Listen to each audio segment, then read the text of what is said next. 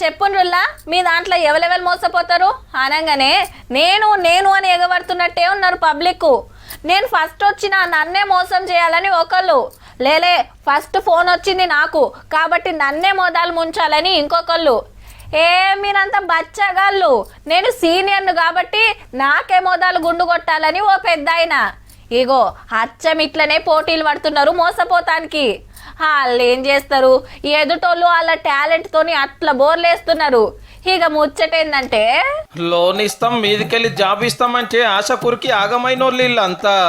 ఉండేది ఆదిలాబాద్ లో ఒకడు ఫైనాన్స్ దుకాణం తెరిచి లోన్లు తీసుకుంటే తక్కువ మెత్తి పడుతుంది, మళ్ళీ మా దాంట్లోనే మంచి మంచి కొలువులు ఉన్నాయి చేసుకోరని ఆఫర్ ఇచ్చిండట.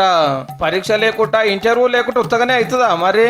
కొందరు 10 ఇచ్చిండ్రు, కొందరు 20 ఇచ్చిండ్రు, కొందరు 50 ఇచ్చిండ్రు. మీకు సాలరీతో పాటు మీకు 5,15,000 మీకు లోన్ ఇస్తామని అన్నారు. అయితే దానికి వడ్డీ కూడా తీసుకో మీకు.